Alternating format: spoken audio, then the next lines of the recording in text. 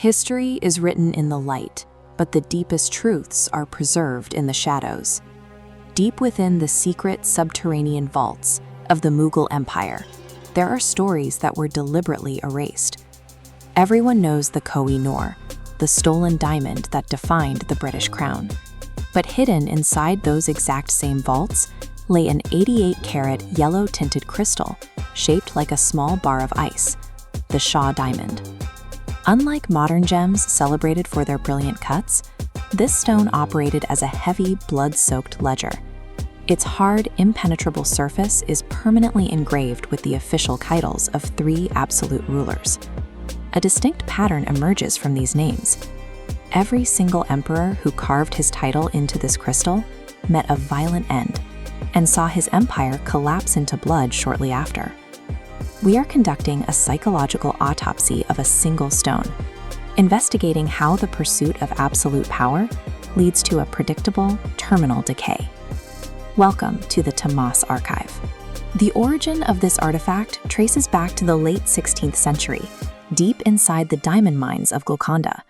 Miners unearthed this unique, elongated stone, and it eventually found its way to the Grand Mughal Emperor, Shah Jahan, the man who built the Taj Mahal.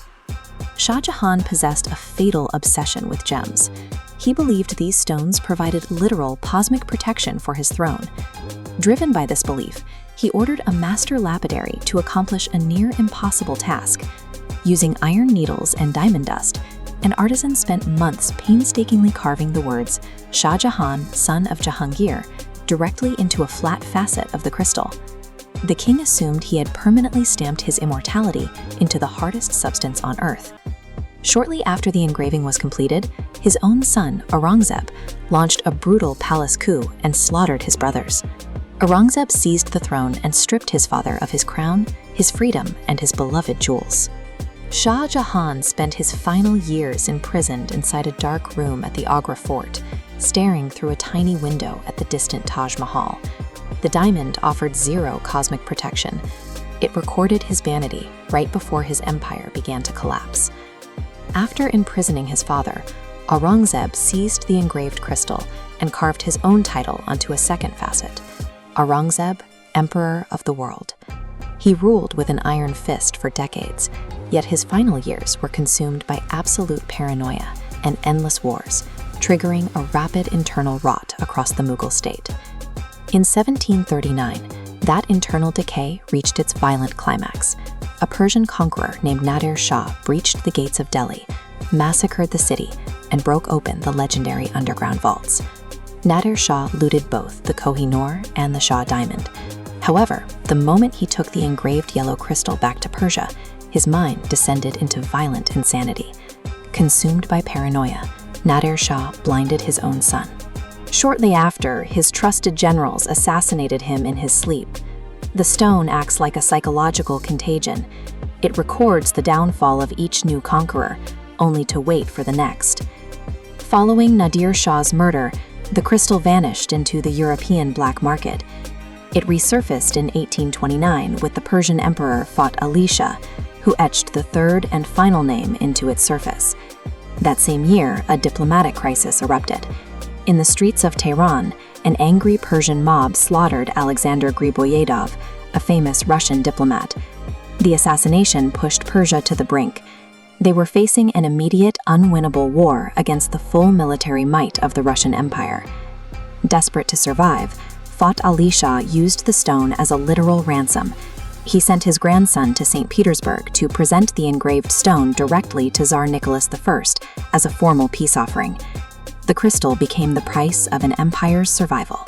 The peace offering worked, buying the Persian dynasty a temporary reprieve from total destruction.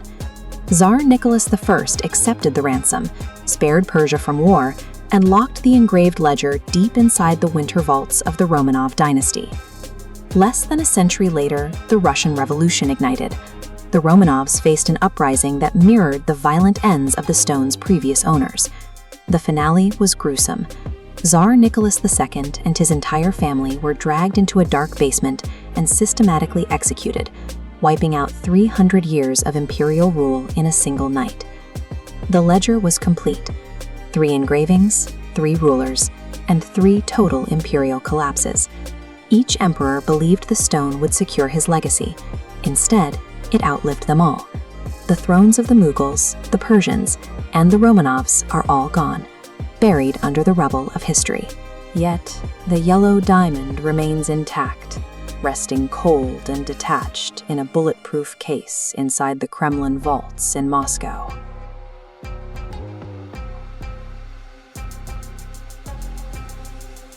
These surviving engravings serve as a silent warning. The diamond remains, waiting for the next hand arrogant enough to claim it. Until the next forgotten mystery, this is the Tamas Archive.